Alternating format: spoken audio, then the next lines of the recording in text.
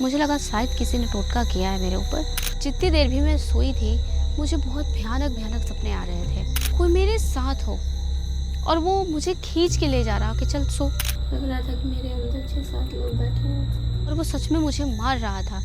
वो बार बार मेरे सपने में आता है कि तू बहुत दिमाग से तेज बनती है, अब तू वो सोचेगी जो मैं चाहूँगा। घर आने के बाद यानी मुझे ऐसा लगा कि मैं थकी हुई हूँ, थोड़ा रेस्ट करूँगी तो ठीक हो जाएगा। इसलिए मैं ज़्यादा किसी को बोली नहीं कि मैं बहुत बीमार हूँ, मुझे बहुत आराम की ज़रूरत है। मैं बहुत नॉर्मल ही थी और मेरी आदत है कि जब तक मैं खुद से गिर ना जाऊँ ज़मीन पे, मैं तब तक अपने आप को समझती हूँ कि मैं नॉर्मल ही हूँ। और वैसा ही उस दिन भी हुआ। मैं मेडिसिन उतना ले चुकी थी और उस हिसाब से मैं सोच रही थी कि शायद मैं रिकवर कर जाऊँगी। सबसे आराम से नॉर्मली बातचीत हुई और फिर मैं सोची कि थोड़ा रेस्ट करती हूँ। लेकिन रेस्ट करने के लिए जो मैं बेड पे लेटी, मैं सो गई और मुझे पता भी नहीं लगा कि रात के 2:30 बजे हैं। मैं सो चुकी थी और मैंने भाभी को सोने के पहले बोला था कि कोई मुझे डिस्टर्ब ना करे। सोचो, पूरे दिन में मैं बस एयरपोर्ट पे थोड़ा सा अनार और सेब खाई थी। इतने से टिफ़िन बॉक्स में लिया था, वो भी आधा खाई। और बस स्टारबक्स की एक कॉफ़ी, और मैंने वो वीडियो भी बनाया। मेरी आदत है, अगर मैं आखिरी सांस तक हूँ तो मैं कैमरा ये बस पकड़ने में चूकती नहीं कभी भी। और शायद उस सिचुएशन में मैंने कुछ वीडियो भी बनाया। भूल गई कि मेरी तबीयत कितनी ज़्यादा ख़राब है, घर जा कर के मैं बिल्कुल शट डाउन हो जाऊँगी। लेकिन सोने से पहले मुझे थोड़ा बहुत खाना चाहिए था, जो मैं नहीं खाई। रात को मुझे बहुत ज़्यादा प्यास लगी। मैं उठी, देखा कि आंगन में कोई नहीं है और जितनी देर भी मैं सोई थी मुझे बहुत भयानक भयानक सपने आ रहे थे। मेरे साथ एक बात है और वो ये कि मैं सोती बहुत कम हूँ, बहुत कम। और ज़्यादातर टाइम मैं रात के 3-4 बजे के बाद ही सोने जाती हूँ और शायद जब तक मैं सोने जाती हूँ मेरी मम्मी उठ चुकी होती हैं पूजा करने के लिए। मैक्सिमम ऐसा ही होता है कि मैं 5 बजे के बाद सोऊं और तब तक मेरी मम्मी उठ जाए। लेकिन कम सोने के कारण मैं शायद इस सिचुएशन को लाइफ में बहुत कम फेस करती हूँ कि मैं सपने देखूँ, क्योंकि सपने देखने के लिए हमें एक डीप स्लीप की ज़रूरत होती है और वो बरसों से मेरी ज़िंदगी में नहीं था। तो जब भी ऐसा कभी होता था कि मैं गहरी नींद में सो जाऊँ तो मैं नेचुरली डर के उठ जाती हूँ। मुझे ऐसा लगता है क्या हो गया, मैं कैसे सो गई, इतनी देर कैसे सो गई। और ऐसा होता है। तो ये कारण है कि मैं पूरी रात सोती नहीं और ज़्यादातर टाइम मैं मॉर्निंग के टाइम पे सोती हूँ। तो मैं 7-8 बजे अक्सर लोग मुझे सोते हुए पाते हैं कि अरे सुबह हुआ, सब उठने का टाइम है, ये सो गई। और वही ड्यूरेशन होता है मेरा एक्चुअली सोने का। लेकिन उस दिन मेरे साथ इतना कुछ बुरा हुआ, मैं सोच ही नहीं पा रही थी।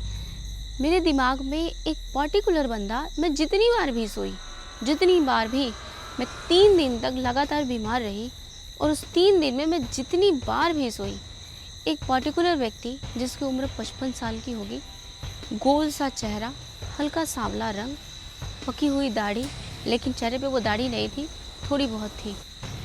वो बार बार मेरे सपने में आता है और मुझे बार बार तरह तरह की मतलब एक्टिविटी से तड़पाता है। सोने मत दो हमको, का है? मारेगा सुला के। कभी कुछ।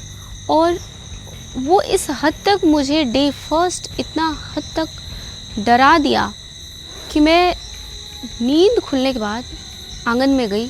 आंगन में जा कर के मैं सबको ढूंढने लग गई कि कोई सोया है, जगह तो होगा कोई तो। मतलब घर में सभी लोग सो रहे थे, भैया, भाभी, शिवम, मम्मी, सब लोग। और ढूंढने पे मुझे कोई मिला नहीं। मैं बहुत ज़्यादा डरी। मेरे अंदर एकदम हिम्मत नहीं थी, चलने की क्षमता नहीं थी। मैं बहुत ज़्यादा कमज़ोर हो चुकी थी। मुझे किचन तक जाना था, बहुत तेज़ प्यास लगी थी, लग रहा था बस मर जाऊंगी, एक घूंट मिल जाए पानी का। लेकिन इतना वीक, और मुझे ऐसा लग रहा था ना कि जैसे कोई मेरे साथ हो और वो मुझे खींच के ले जा रहा कि चल सो। नहीं सोना है। नहीं सुना है तो सो कह रही है फिर? तो लग रहा है कोई जबरदस्ती सुला रहा है, सुला के फिर मारता है बहुत। और ये जो एहसास था ना वो मुझे सोने से रोक रहा था। एक तरफ मुझे ऐसी भयानक नींद आ रही थी कि मैं बस खड़े खड़े ये हो जाऊं, ऐसी नींद, और दूसरी तरफ मुझे डर लग रहा था सोने से। मैं सोना नहीं चाह रही थी क्योंकि सोने के बाद वो इंसान मुझे बहुत ज़्यादा सता रहा था। जैसे उसने डे फर्स्ट मेरे साथ में क्या किया, मुझे बहुत सारी चीज़ें याद दिलाई। बोला तुम्हारा ये काम ख़राब कर दूँगा, तुम्हारा ये चीज़ ख़राब कर दूँगा, तुम्हें ऐसे नुकसान पहुँचाऊँगा, तुम्हें वो करूँगा। और वो सब चीज़ें मैं काफ़ी ज़्यादा देख करके डर गई थी। अगले दिन दोपहर में भी सेम चीज़ हुआ मुझसे, और मैंने कुछ चीज़ें बताई अपने घर वालों को। भूल गई हूँ मैं कि मैंने क्या बोला था, लेकिन बहुत कुछ भयानक देखा था।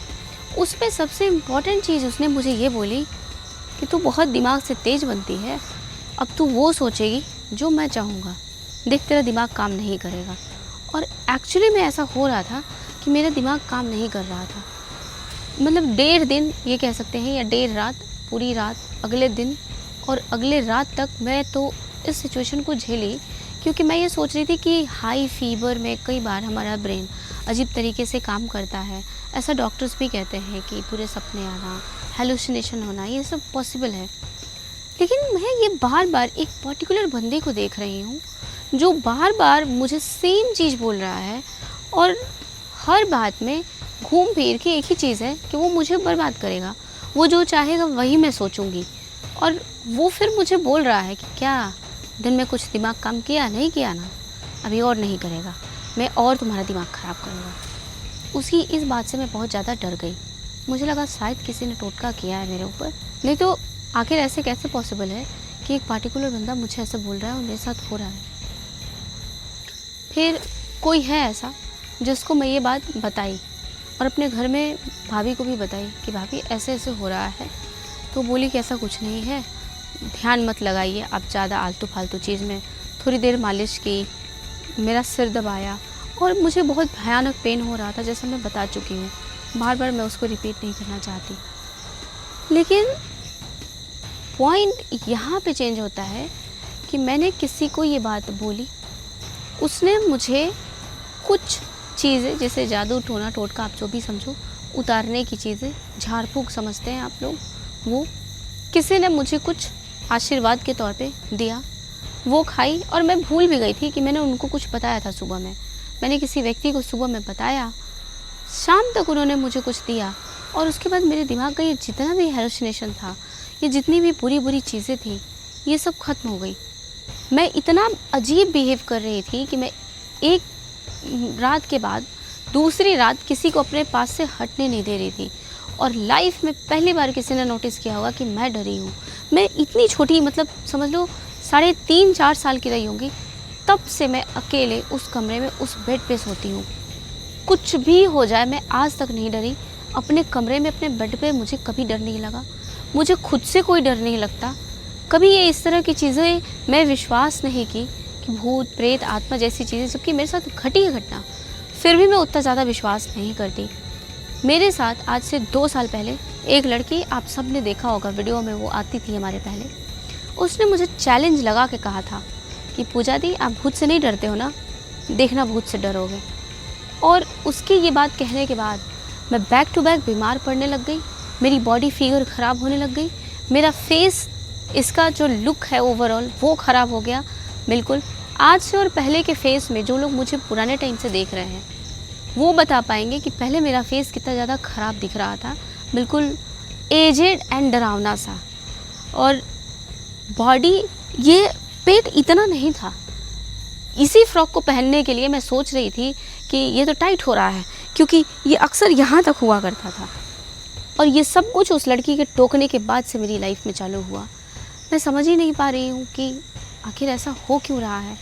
लेकिन इस बार भी जब बीमार पड़ने के बाद किसी ने मुझे कुछ दिया और मैं ठीक हो गई, तो मुझे वो समय रियलाइज़ हो गया कि किसी ने बोला था कि तुम भूत प्रेत पे यकीन नहीं करती हो ना, देखना करोगे एक दिन। और मेरी वो स्थिति आ गई कि मैं भूत प्रेत जैसी चीज़ों पे यकीन करने लग गई। कभी मुझे लाख लाइफ में चैलेंजेस आए हों। एक स्टेज ऐसा भी था मेरी लाइफ में कि बस डॉक्टर ने बोला था कि 2 महीने से ज़्यादा नहीं जियोगी। मैं तब भी मेंटली स्ट्रांग थी, मैं डरी नहीं। तो ऐसे सिचुएशन में भी जब ज़िंदगी का कोई आखिरी समय गिन रहा हो, अगर वो इंसान नहीं हिला हो तो ऑब्वियसली वो इतना मेंटली वीक नहीं होगा और वो इतनी चीज़ों से, छोटी छोटी चीज़ों से नहीं डरता होगा। लेकिन मेरी इतनी बुरी हालत हो गई इस बीमारी में कि मैं अपने मैनेजर को बोली कि कुछ भी हो जाए तुम यहाँ से हटोगे नहीं, मुझे छोड़ के तुम नहीं जाओगे। यही रहना हम्म? झालावाड़ तक, डर लग रहा है बहुत। बारी बारी से लोग मुझे चेक करने आए और ये मेरी लाइफ में पहली बार ऐसा हुआ है कि मैं किसी चीज़ से डरी हूँ। मुझे सोने में डर लग रहा था और मैं बोल रही थी कि मैं सोऊंगी तो वो मुझे मारेगा, और वो सच में मुझे मार रहा था। ब्रेन के कभी इस हिस्से में, कभी इस हिस्से में। मैं बस ये कह सकते हैं कि पागल, mentally disturb, psychological problem type जो लोग होते हैं वैसा बिहेव कर रही थी, इससे ज़्यादा नहीं। और मैंने सोचा भी नहीं था अपनी लाइफ में कि कभी मुझे ऐसा भी कुछ करना पड़ेगा अपनी लाइफ में, क्योंकि मैंने अपनी लाइफ में बुरे से बुरे दौर को देखा है, फेस किया है और वहाँ से बड़े आराम से निकल के आई हूँ। ये कह सकते हैं कंपेयर टू दिस सिचुएशन कि बड़े आराम से निकल के आई हूँ। हालांकि वो आसान नहीं था। दिन रात मैं रोती थी और भगवान से प्रे करती थी कि मुझे कुछ दिन की ज़िंदगी दे दो, और मैं नहीं चाहूँगी कि किसी को भी इतना बुरा दिन देखना पड़े जब आँख के सामने बिल्कुल मौत हो और आप एक एक दिन काउंट कर रहे हो कि शायद मैं कल नहीं बचूँगी, कल मेरा एक दिन और ख़त्म हो गया, परसों मेरा एक दिन और ख़त्म हो गया। बट उससे भी भयानक मुझे ऐसे सिचुएशन में डाला गया जहाँ मैं चाह करके भी अपने आप को ही सपोर्ट नहीं कर पा रही थी। दवाई हो, ट्रीटमेंट हो, काढ़ा हो, घर वालों का प्यार हो, भगवान की कृपा हो, सब कुछ साथ में होते हुए भी किसी ने मुझे मेंटली बिल्कुल हिला दिया। ये स्टोरी आपके साथ शेयर कर रही हूँ, आपको शायद बहुत मजाक लगेगा। आपके साथ भी ऐसा सिचुएशन ना बने जो मेरे साथ बना, कि मैं डरती ही नहीं थी किसी चीज़ से और मुझे चैलेंज दिया कि तुम डरोगी, तुम्हें विश्वास करना होगा भूत प्रेत पे। हाँ ठीक है, मैं डर रही हूँ, मैं भूत प्रेत पे यकीन कर रही हूँ, पर याद रखना कि मेरी स्माइल और मेरा स्ट्रेंथ तुम एक छोटे से 2 कौड़ी के टोटकेबाज लोग क्या ही नापोगे। किसी लड़की को इस तरह से बर्बाद करना और तुम्हें लग रहा है कि तुम्हें बहुत खुशी मिल रही है, तो बिगाड़ तो तुम कुछ ना पाओगे, क्योंकि जब तक मैं ना चाहूँ मेरा कुछ नहीं बिगड़ सकता है। हाँ, तुम्हारी मानसिक स्थिति ज़रूर ईश्वर करे कि ऐसी ही रहे, तुम लोगों का बस बिगाड़ ना जानो और इसी में तुम बर्बाद होते रहो। मेरे अपनों से, सब्सक्राइबर्स से और व्यूवर्स से एक रिक्वेस्ट है कि कुछ चीज़ें जब तक हम एक्सपीरियंस खुद नहीं करते हैं, हमें पता नहीं होता कि सामने वाले पे क्या बीती होगी। मैं सच में इतना ज़्यादा मेंटली डिस्टर्ब हुई, इतना पेन फेस किया कि मैं आज तक भी बहुत अच्छे से रिकवर नहीं कर पाई हूँ। क्योंकि मैंने अपनी लाइफ में उस सिचुएशन को जिया है जहाँ मुझे दिन रात चक्कर आते थे, पूरा शरीर नीला पड़ गया था, फिर भी मैं अपना काम करती थी, मैं चलती थी और अपना काम प्रॉपर तरीक़े से करती थी। तो और मैं ज़िंदगी के उस दौर से भी गुजरी हूँ जब मेरी आंखें नहीं थी। बिना आँखों के मैंने जीवन के 7 साल गुजारा है और उस ड्यूरेशन में मेरी सेंस इतनी डेवलप हो गई कि अगर मेरी आंखें ऐसे कोई बंद कर दे तो भी मैं अपना काम कर सकती हूँ। तो उस सिचुएशन से मैंने अपने आप को ग्रो किया है और इस सिचुएशन से भी मैंने अपने आप को ग्रो किया है। मुझे इस बात का कोई दुख नहीं कि मैं बीमार पड़ी। पॉजिटिविटी हमारे ब्रेन में होती है, हम बस सीखना और उसको एक्सेप्ट करना, अगर ये आदत डाल ले तो हमारी लाइफ में कभी भी बुरा कुछ नहीं हो सकता है।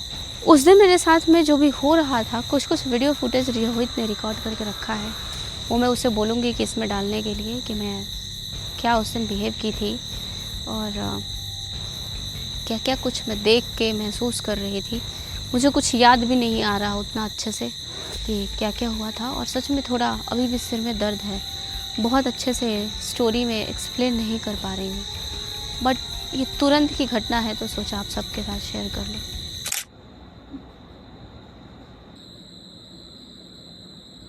खराब हो गया ताकि मैं जान ना सकूं कि क्या हो रहा है। बुला बुला के सुला दे रहा है हमको, फिर मारता है। मुक्का मारा कोई दिमाग में पूरी रात, लग रहा था कि मेरे अंदर 6-7 लोग बैठे हैं, सब अपने अपने हिसाब से मुझे मार रहा है। चलो ठीक है, अगर आपके साथ भी ऐसा कुछ हुआ हो अनएक्सपेक्टेड तो कमेंट करके ज़रूर बताना। और हाँ, मजाक उड़ाने वालों को बेस्ट ऑफ लक। तुम लाइफ में जब फेस करोगे तुम्हें पता चलेगा कि क्या होता है ये सब कुछ। चलो सबको thank you so much, bye bye.